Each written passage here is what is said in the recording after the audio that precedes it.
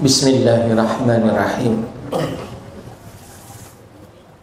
Assalamualaikum warahmatullahi wabarakatuh. Alhamdulillah. Alhamdulillahi rabbil alamin. Wassalatu wassalamu ala asrafil anbiya'i wal mursalin wa ala alihi wa sahbihi wa barik wa sallim ajma'in. Ya ayyuhalladzina amanu taqullaha tuqatihi wa la tamutunna illa wa antum muslimun. Masyaallah kan wa ma lam yasha' lam yakun. La haula wa la quwwata illa billahil aliyyil azim. Jamaah yang dimuliakan oleh Allah Ta'ala, marilah seperti biasa sebelum kajian saya mulai mengajak bersama-sama menambah pundi-pundi pahala untuk membaca surat Al-Ikhlas 10 kali, berzikir 10 kali, dan bersolawat 3 kali. Moga Allah merahmati dan meridai kita semuanya. Mari kita mulai. A'udzubillahi samil alim minasyaitonir rajim. Bismillahirrahmanirrahim. Qul huwallahu ahad, Allahus samad, lam yalid wa lam yulad wa lam yakul lahu kufuwan ahad. Bismillahirrahmanirrahim. Qul huwallahu ahad, Allahus samad, lam yalid wa lam yulad wa lam yakul lahu kufuwan ahad. Bismillahirrahmanirrahim. Qul huwallahu ahad, Allahus samad, lam yalid wa lam yulad wa lam yakul lahu kufuwan ahad. Bismillahirrahmanirrahim. Qul huwallahu ahad, Allahus samad, lam yalid wa lam yulad wa lam yakul lahu kufuwan ahad. Bismillahirrahmanirrahim. Qul huwallahu ahad, Allahus samad, lam yalid wa lam yulad wa lam yakul lahu kufuwan ahad.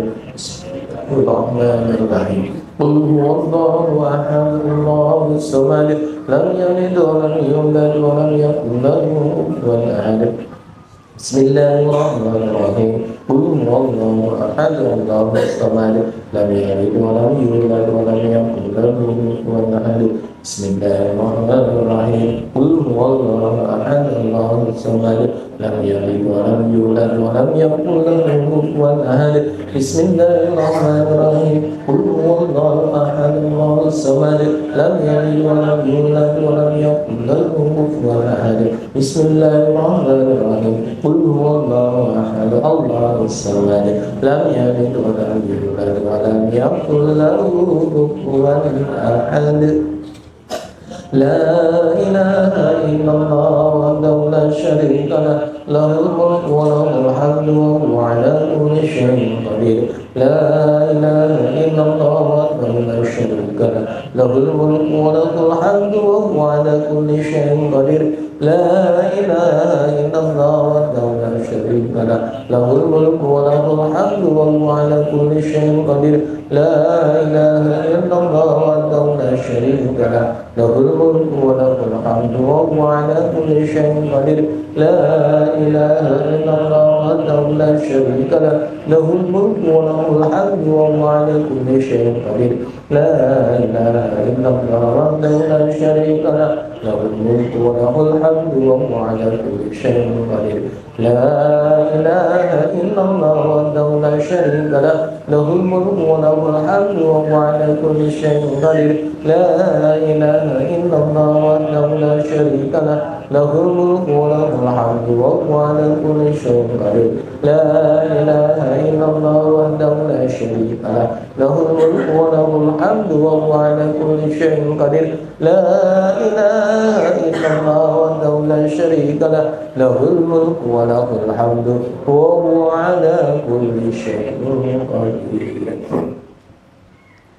Allahumma sholli ala sayyidina Muhammad wa ala ali sayyidina Muhammad kama shallaita ala sayyidina Ibrahim wa ala ali sayyidina Ibrahim wa barik ala sayyidina Muhammad wa ala ali sayyidina Muhammad kama barakta ala sayyidina Ibrahim wa ala ali sayyidina Ibrahim fil alamin innaka Hamidum Majid. Allahumma sholli ala sayyidina Muhammad wa ala ali sayyidina Muhammad kama shallaita ala sayyidina Ibrahim wa ala ali sayyidina Ibrahim وبارك على سيدنا محمد وعلى آل سيدنا محمد كما باركت على سيدنا إبراهيم وعلى آل سيدنا إبراهيم في العالمين إنك حميد مجيد اللهم صل على سيدنا محمد وعلى آل سيدنا محمد كما صليت على سيدنا إبراهيم وعلى آل سيدنا إبراهيم وبارك على سيدنا محمد وعلى آل سيدنا محمد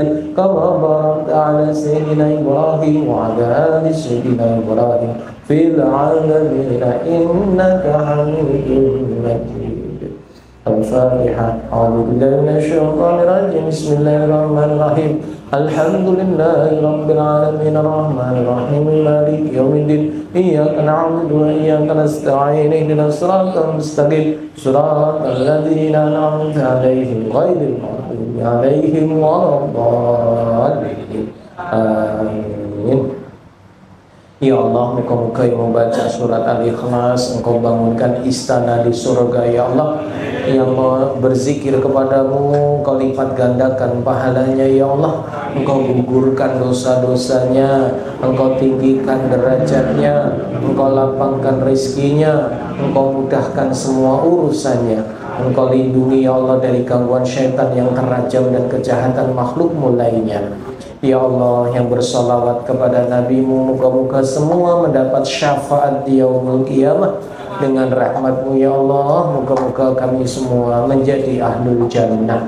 Amin Allahumma amin ya rabbal alamin.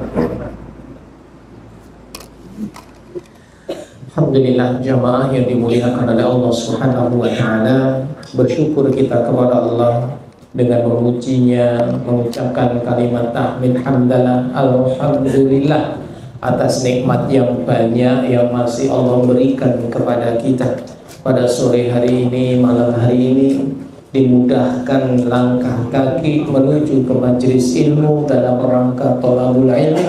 Moga-moga dibukakan pintu-pintu surga untuk kita semua. Hujan ya? Minta tolong Mas Tri jaket. Nanti basahku ya. Sebelah kiri.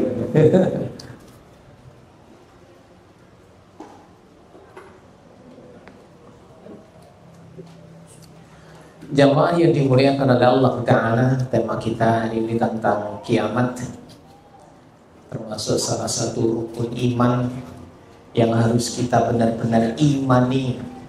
Kita harus benar-benar percayai bahwa kiamat pasti terjadi. Ada kiamat kecil, artinya kiamat sughra, yang berarti kematian sendiri, kematian manusia, kematian makhluk Allah Ta'ala. Ada lagi kiamat kubra, kiamat yang besar, yaitu hancurnya alam semesta. Langit dan bumi seisinya akan dimusnahkan, berubah menjadi kehidupan yang berbeda, alam yang berbeda, yaitu akhirat. Akhirat itu diawali dari alam kubur. Start awal dari akhirat adalah alam kubur, sehingga alam kubur ini bisa disebut juga miniatur akhirat, karena orang yang di dalamnya bisa merasakan nikmat dan juga merasakan siksa. Hanya sebagian kecil atau icip-icip nikmat kubur maupun siksa kubur. Belum lagi sampai nanti di surga yang memang kehidupan yang sebenarnya selama-lamanya. Jadi alam kubur itu alam transisi, transit sebentar, tapi sudah merasakan balasan dari perbuatan manusia sejak di dunia. Karena balasan Allah ada yang disegerakan di dunia, ada yang ditunda. Maka kenapa ada orang yang merasa baik-baik saja padahal tidak sholat, merasa baik-baik saja padahal nggak puasa, merasa baik-baik saja padahal nggak pernah ibadah. Dia merasa, mengira Kalau dia tidak sholat, dia tidak puasa, dia tidak ibadah, mestinya mendapat siksa, mestinya mendapat masalah. Nah ternyata hidupnya baik-baik saja. Bahkan yang kaya semakin kaya, sehat semakin sehat. Padahal kata para ulama, justru dia tidak sholat, dia tidak puasa, dia tidak ibadah itu Allah sudah dahulukan siksanya di dunia, yaitu dicabutnya keimanan dari dalam dadanya, sehingga tidak ada kebahagiaan sama sekali. Maka orang-orang yang tidak beriman, sesungguhnya bahagia mereka itu semu. Semu itu artinya apa? Ya tidak jelas, tidak pasti.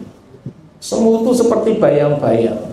Mereka mengira bahagia, padahal sesungguhnya sama sekali mereka resah gelisah. Mereka berusaha keluar dari rumah, piknik, healing, pingin dapat bahagia. Ternyata sampai sana malah tidak bahagia. Bahkan mengira kududang balik, malah kita ini ngomah enak tenang. Ini ngomah ya kemerungsung meneh, metu meneh, kemerungsung meneh, bolak-balik ngomah. Karena bahagia letaknya di dalam hati, dalam jiwa. Dan orang yang bahagia adalah orang yang memiliki iman kepada Allah Ta'ala. Karena orang beriman itu memiliki dua hal ini yang selalu kami sampaikan. Orang beriman itu jika dapat nikmat dia bersyukur, jika dapat musibah dia bersabar. Bersyukur ya kembali kepada Allah, bersabar juga kembali kepada Allah. Sama-sama balik neng Gusti Allah, enak, tenang, aman, nyaman. Sehingga hidup gak bakal stres berkepanjangan. Karena hidup ini ternyata hanya ujian. Orang yang diberi kekayaan ya diuji sama Allah Ta'ala dengan kekayaannya. Kemiskinan juga ujian, diuji dengan kemiskinannya. Ada orang yang miskin semakin jauh dari Allah. Ada banyak. Orang yang miskin tambah jauh dari Allah. Wis kere ada saka Allah, rugi berkali-kali lipat. Orang kaya semakin jauh dari Allah juga banyak. Inilah yang dimaksud dengan istidraj. Diberi semua di dunia, tapi tidak akan diberikan lagi di akhirat nantinya. Maka beruntung orang yang dia kaya, bahagia karena dekat sama Allah Ta'ala. Beruntung juga orang yang miskin, dekat sama Allah Ta'ala, ya bahagia juga. Karena dia ngerti hakikat kehidupan. Karena saat nanti kiamat terjadi, semua sudah gak akan ada lagi. Kehidupan sebagaimana yang kita rasakan hilang, tidak ada lagi ini manusia yang tinggal di muka bumi.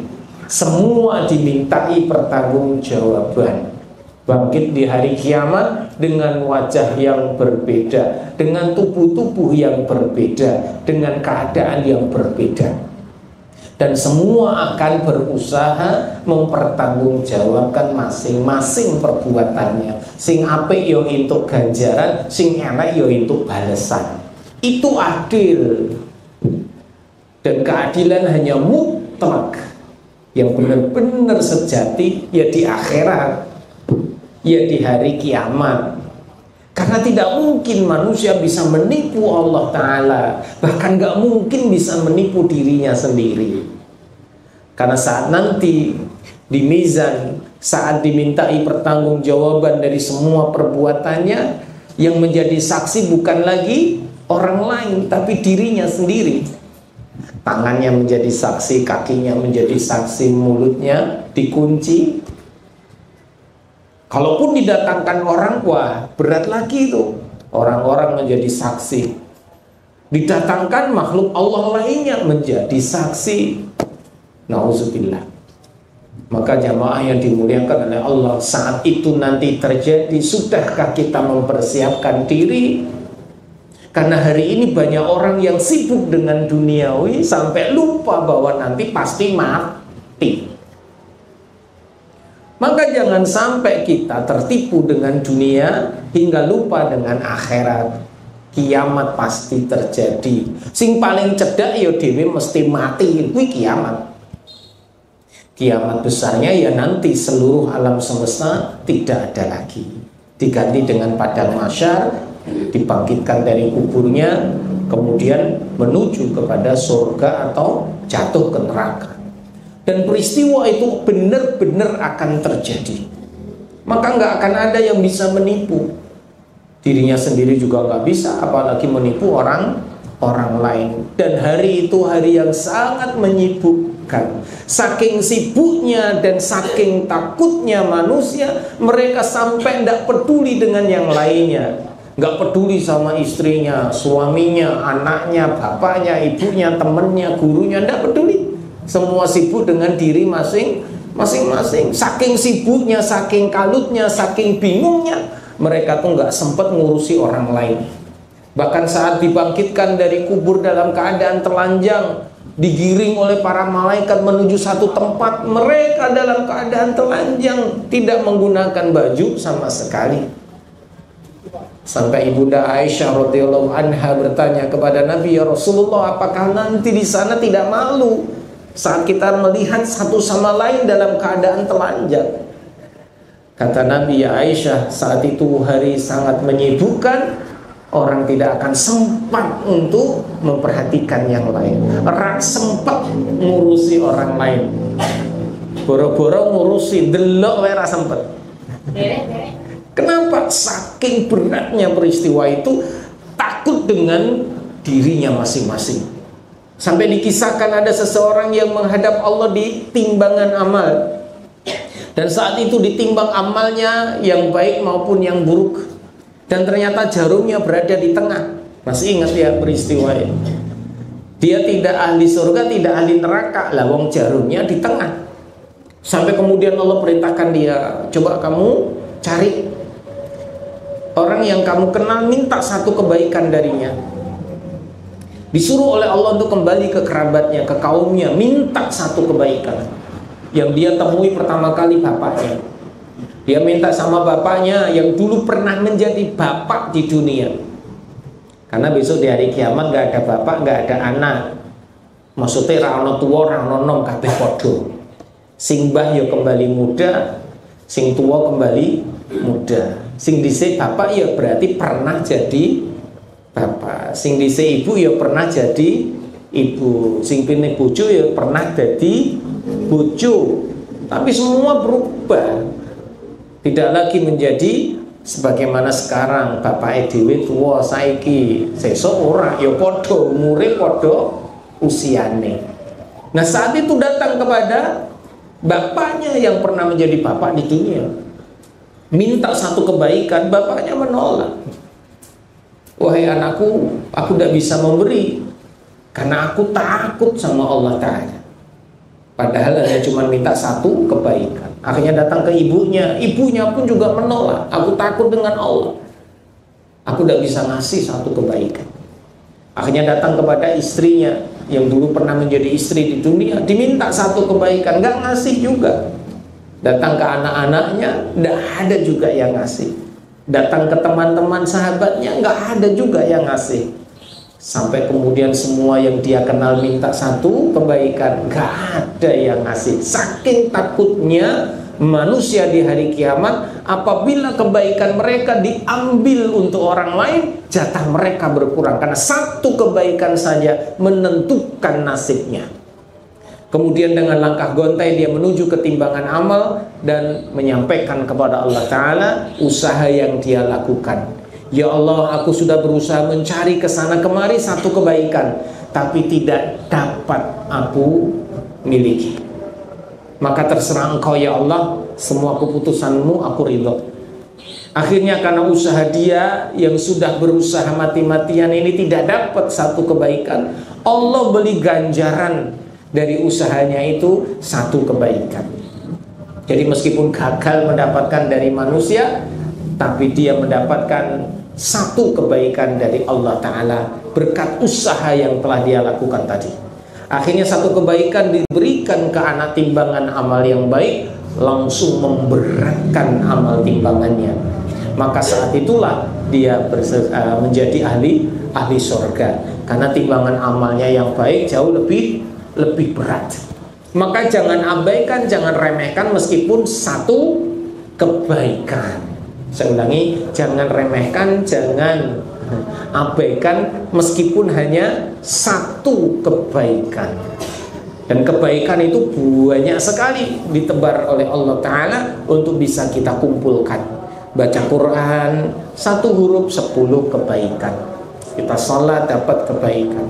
Kita puasa dapat sekian kebaikan. Kita bersedekah dapat sekian kebaikan. Semua kebaikan-kebaikan, pahala-pahala ini akan membawa keberuntungan di akhirat nanti. Maka jamaah yang dimuliakan oleh Allah Ta'ala, di saat di hari kiamat orang-orang berkumpul di padang mahsyar, dibanjiri keringat yang begitu dahsyat luar biasa, karena ribuan tahun mereka menunggu hari kebangkitan. Kata para ulama itu lamanya 4.000 tahun mereka menunggu.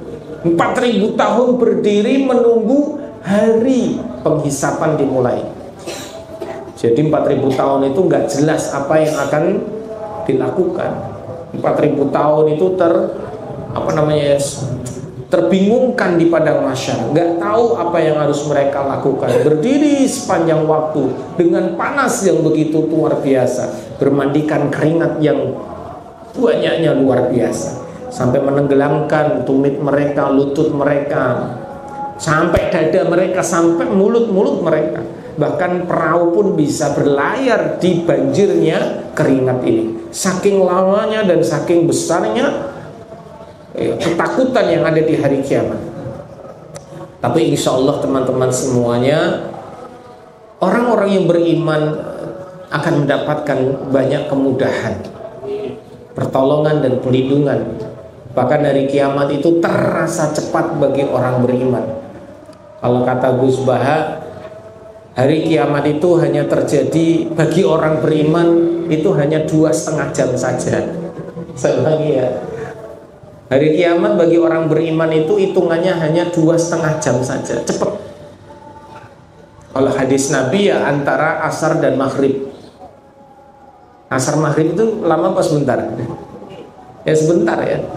Jarak dari asar ke maghrib kan sebentar. Bagi orang beriman hari kiamat nanti terjadi itu begitu cepat. Tapi bagi orang yang banyak dosanya, banyak maksiatnya, apalagi kafir, itu rasanya lamanya luar biasa. Artinya waktu itu relatif di hari kiamat. Sebagaimana di dunia waktu juga relatif. Lama bagi seseorang belum tentu bagi orang lain. Cepat bagi seseorang belum tentu bagi orang lain. Nunggu dapat bantuan gitu, antri rasane lama luar biasa. Betul ya? Jadi menunggu itu sesuatu yang mesti lama. Tapi bagi orang yang sangat sibuk, waktu itu berjalan serasa sangat cepat. Padahal gawean rung rampung, apa meneh sistem kebut semalam, target sesuk kudu rampung. Wah, jam itu rasanya kok cepet men to ya. Maka yang paling bisa merasakan jam berjalan cepat itu ya ibu-ibu. Pemenen wis isuk bar subuh sampai cah cilik-cilik kudu do mangkat sekolah. Rasane ya Allah cepet men ta iki. Bar subuhan langsung ngurusi rumah tangga, ternyata waktune wis awan. Cepet banget. Memang bagi orang yang sibuk waktu berjalan cepat. Bagi orang yang nganggur waktu berjalan sangat lambat. So ya pas Ramadan titeni wae. Saat Ramadan jenengan akeh turune, maka beduk maghrib terasa sangat turu wae wis. Berduha turu, awan turu, sore turu, pokoknya bar kuwi beduk. Rasane suwi apa cepet? Cepet piye? Suwi. Karena apa? Dinteni beduke. Betul? Ora beduk-beduk to ya turune. Karena menunggu beduk itu terasa lama. Tapi bagi orang yang sibuk, ya mesti nggo kerja, nggo maca Quran, nggo ibadah, nggo apa wae, masing penting ana aktivitas. Bahkan ora usah ditunggu maghrib. Lho delalah ujug-ujug wis Maghrib. Lho kok cepet men to nggih, aku urung rampung iki le. Maca Quran iki. Wah, aku urung rampung iki urusane. Kok wis maghrib. Kenapa? Maghribnya enggak ditunggu. Maka waktu itu relatif. Maka besok di hari kiamat juga demikian, waktu relatif. Bagi orang beriman kiamat terasa cepat, bagi orang yang tidak beriman terasa lama. Meskipun secara hitungan hari kiamat berlangsung 1 hari, lamanya 50.000 tahun. Hitungannya dunia itu 50.000 tahun, tapi kan relatif. Karena waktu itu tidak hanya sekedar angka-angka, tapi ikut dalam masalah perasaan. Terasa cepat bagi orang yang beramal, terasa lambat bagi orang yang sedikit amal. Maka jamaah yang dimuliakan oleh Allah Ta'ala, karena di hari kiamat ini adalah hari yang menentukan, di mana Allah akan berikan semua balasan. Maka yang beramal soleh yang masuk surga, yang beramal toleh yang masuk neraka, yang beriman masuk surga, yang kafir masuk neraka. Itu hari di mana Allah menegakkan keadilannya. Yang dulu di dunia bisa menipu, besok nggak bisa menipu lagi. Yang hari ini bisa ngapusi, besok ora iso ngapusi lagi. Yang hari ini menutupi semua kesalahannya, besok akan dibuka oleh Allah Ta'ala. Yang hari ini orang jujur didustakan, orang dusta dibenarkan, besok akan dimintai pertanggungjawaban. Mungkin hari ini bisa terhindar dari manusia, mungkin hari ini bisa selamat dari pandangan manusia, tapi besok di hari kiamat tidak ada lagi yang bisa disembunyikan. Semua akan dibuka oleh Allah Subhanahu wa Ta'ala. Isin-isin tenang, malu-malu beneran, tapi tidak bisa lagi memperbaiki diri. Mau tobat ya sudah tidak bisa, mohon ampun sudah nggak diterima. Yang ada adalah rasa malu, rasa takut, dan benar-benar kekecewaan yang luar biasa. Sampai mereka akhirnya meminta kepada Allah, ya Allah nek ngerti ngene, mending aku balik ke meneng donya tak amal soleh, aku tak jadi wong genah, aku benar-benar tidak akan berdusta lagi, aku tidak akan mengkir lagi, aku tidak akan leda-leda lagi, aku tidak akan bermaksiat lagi. Aku akan semangat ibadah ya Allah, aku akan semangat beramal soleh ya Allah, aku akan semangat untuk beriman ya Allah. Kira-kira nek diuripke meneh bali ning donya iso ra ngono kuwi? Jawabane ra iso, wis kadung. Lagian nek iso bali ning donya ra bakal mereka beriman. Tetap orang kafir dalam kekafirannya, karena orang itu mati sesuai dengan kebiasaannya. Nih biasane kafir balik ning donya ya mesti kafir meneh.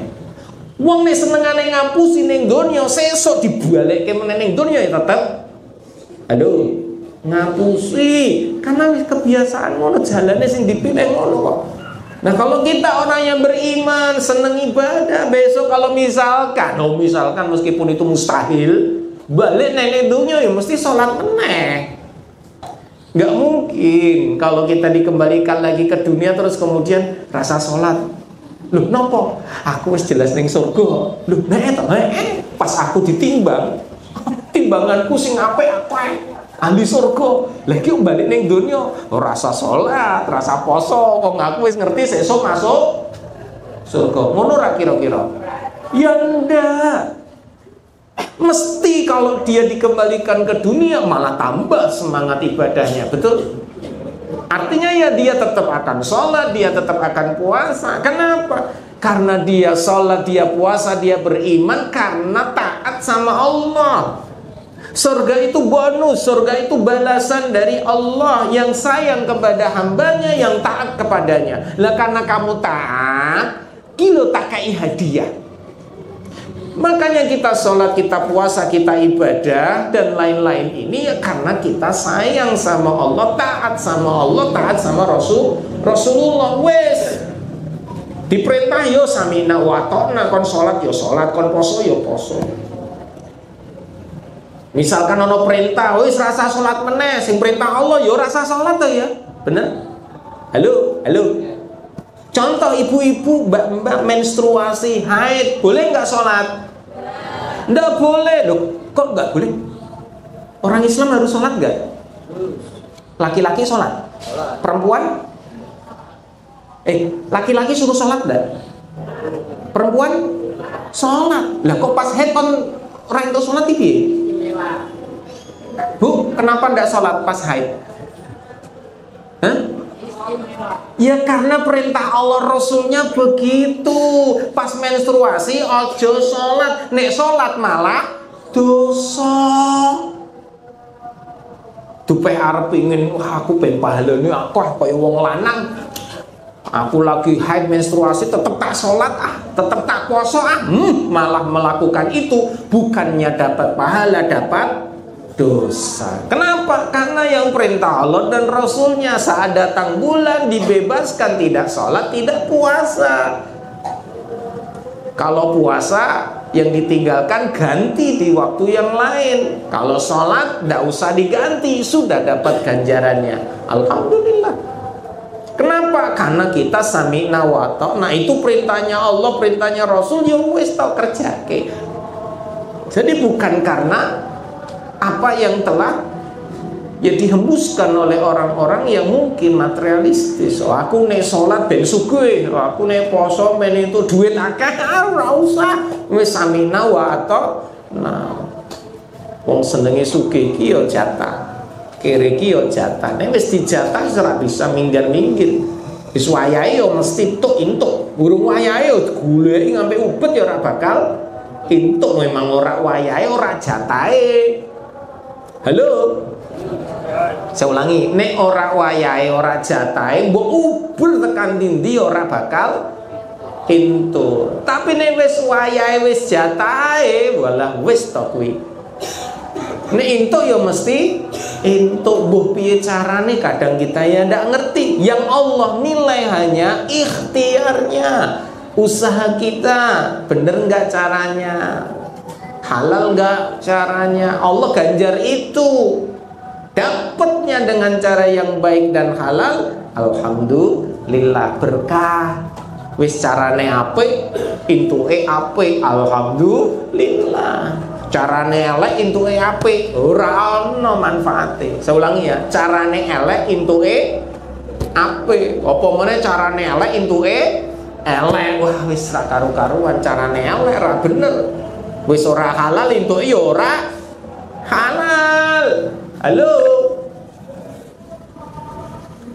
Contoh orang pacaran, iki lanang ki muslim, sing wedok ki Kristen, atau diwali sing wedok ki Islam, sing lanang Kristen. Wis carane salah, intuke salah.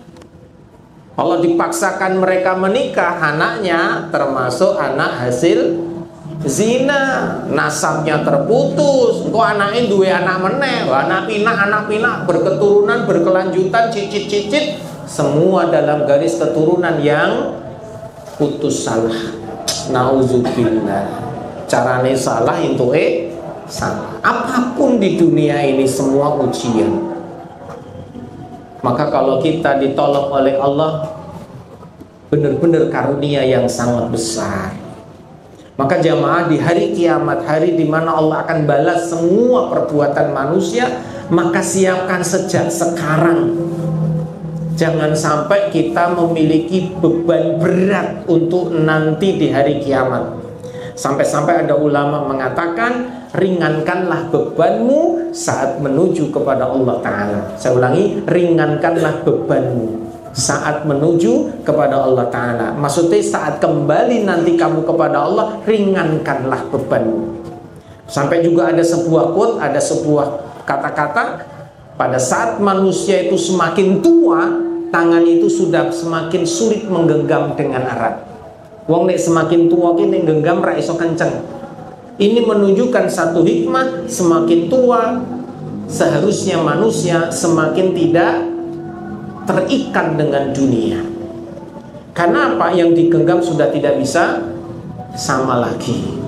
Mungkin kalau masih muda masih kenceng, genggamnya masih kenceng, dunia masih dicari mati-matian. Tapi kalau sudah tua, ya sudah, waktunya udah dekat dengan kematiannya, sudah dekat dengan kiamatnya, maka genggamannya sudah tidak kuat lagi. Artinya dunia sudah tidak menjadi prioritas lagi.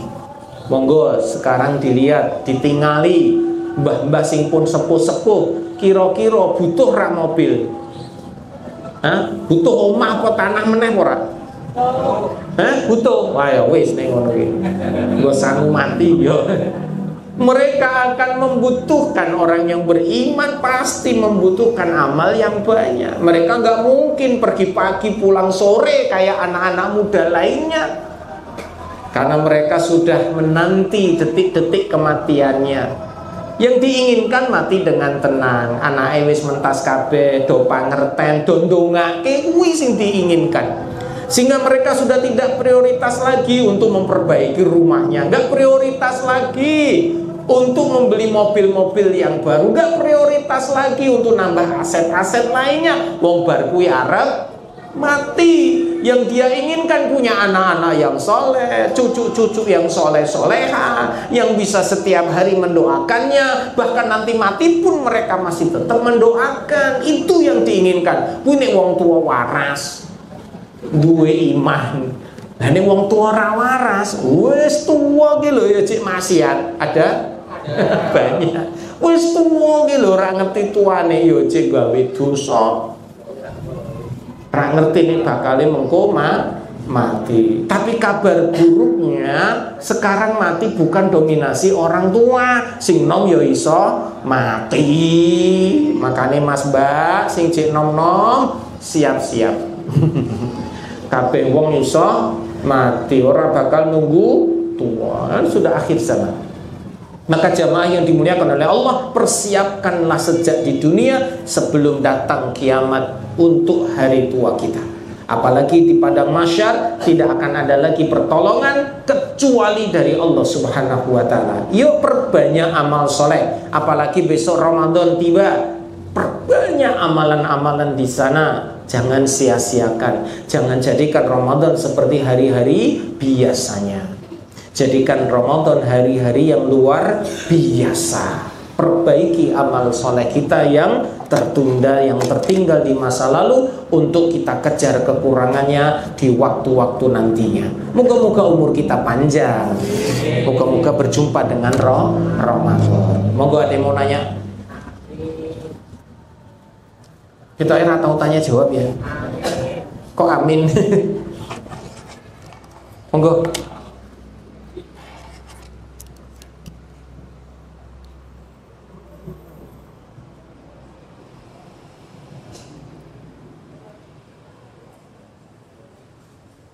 Jamaah yang dimuliakan oleh Allah, hidup itu pasti akan menemui ujungnya, dan hidup itu akan terus berlanjut kepada kehidupan lainnya. Artinya hidup dan mati itu hanyalah ujian makhluk dari Allah Ta'ala yang Allah ciptakan. Maka di dunia ini manusia hidup. Nanti kalau kita kembali ke alam kubur kita, bukan kembali, menuju ke alam kubur kita, sesungguhnya ya tidak mati, kita hidup di sana.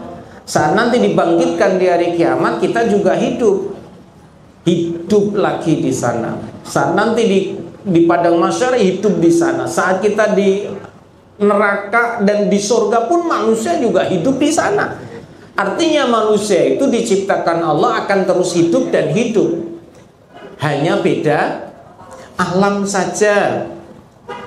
Sampai-sampai nanti malaikat Israel datang kepada penduduk surga. Setelah semua penghuni surga masuk ke dalamnya, maka Israel itu mengangkat seekor domba dan mengatakan kepada seluruh penghuni surga, tahukah kalian apa yang aku bawa? Ahli surga semua mengatakan tidak tahu. Malaikat Israel mengatakan ini adalah kematian. Jadi domba yang dibawa oleh Israel itu adalah perwujudan kematian. Dan aku diminta oleh Allah domba ini untuk disembelih. Maka saat itu juga kematian sudah tidak ada lagi bagi kalian. Maka bergembiralah semua ahli surga. Kenapa? Karena domba yang namanya kematian sudah tidak ada lagi. Sehingga mereka yang di surga akan hidup selama-lama-lamanya. Kemudian malaikat Israel datang ke neraka membawa domba itu. Bertanya juga kepada ahli neraka, tahukah kalian apa itu? Apa ini? Mereka mengatakan tidak tahu. Ini adalah perwujudan kematian. Dan aku diperintahkan oleh Allah sejak saat ini kematian disembelih. Tidak akan ada lagi kematian untuk kalian. Kalian akan hidup selamanya di neraka, menjerit seluruh penghuni neraka. Mereka menjerit, menangis, meronta-ronta karena mereka tidak akan ada lagi kematian. Karena bagi mereka kematian itu diinginkan. Bagi ahli neraka kematian itu diinginkan. Karena merasa dengan kematian itu menghentikan seluruh siksaan. Gampangannya wis bar lah, nek mati dan mati wis bar. Maka kenapa ada orang bunuh diri? Karena mereka merasa dengan bunuh diri ini masalah selesai. Dengan bunuh diri utangnya lunas. Dengan bunuh diri seluruh percintaan yang ditolak itu terasa tidak sakit lagi. Padahal itu semua ngapus. Mereka mengira dengan membunuh dirinya, wis aku mending mati wae, men ora ngrasake susah. Padahal dengan kematiannya yang tidak sesuai sunnah justru menambah masalah. Harusnya tidak mengalami susah, malah nambah susah. Karena orang berpikiran bahwa mati itu menghentikan segalanya, padahal tidak. Maka ahli neraka itu juga berpikiran saat mereka disiksa pasti akan mengalami kematian. Nah, kalau tubuh dihancurkan kan mati. Ternyata tidak mati-mati, dihidupkan lagi, disiksa lagi, dihidupkan lagi, disiksa lagi, sampai benar-benar mereka merasakan kesakitan bertambah sampai waktu yang tidak terbatas. Masya Allah, naudzubillah, ya tidak terbatas waktunya, selama-lamanya. Maka orang beriman juga akan bahagia selama-lamanya, tidak akan pernah merasakan kesusahan lagi selagi mereka di surga. Alhamdulillah bagi kita semua, moga-moga menjadi ahli surga. Karena kelak saat di surga itu ada orang yang paling susah hidupnya di dunia. Saya ulangi ya, ada orang yang paling susah hidupnya di dunia, tersusah di dunia, ahli musibah lah. Banyak masalah, banyak musibah menimpa dia, tapi dia ahli surga. Kemudian ditanya sama Allah Ta'ala, apakah dulu di dunia kamu merasakan nikmat? Ya Allah, waktu dulu saya di dunia saya tidak banyak mendapatkan nikmat. Apakah di dunia dulu kamu pernah merasakan sengsara masalah? Ya Allah, ternyata tidak. Dia merasakan nikmat tapi juga tidak merasakan susah. Kenapa? Padahal dia orang yang paling susah di dunia. Saat dia mendapatkan surga, maka kenikmatan surga itu menghapuskan memori dia saat mendapatkan kesulitan-kesulitan di dunia. Jadi ibaratnya neneng dunia ki pernah miskin kere sampai sekere-kerenya, tapi dia ahli surga dapat kemewahan semewah-mewahnya. Dia langsung mengatakan dulu di dunia tidak pernah merasakan susah, dulu di dunia tidak pernah merasakan kere. Padahal dia orang sekere-kerenya. Kenapa? Nikmat surga sudah menghapuskan memori kesulitan-kesulitan dia saat di dunia. Maka begitu pula dengan orang yang paling kaya di dunia, tapi ahli maksiat, ahli neraka. Saat ditanya oleh Allah di neraka, apakah di dunia pernah kamu mengalami kesulitan-kesulitan? Ya Allah, aku di dunia nggak pernah mengalami kesulitan. Apakah kamu pernah mengalami kekayaan, kenikmatan? Ya Allah, tidak pernah.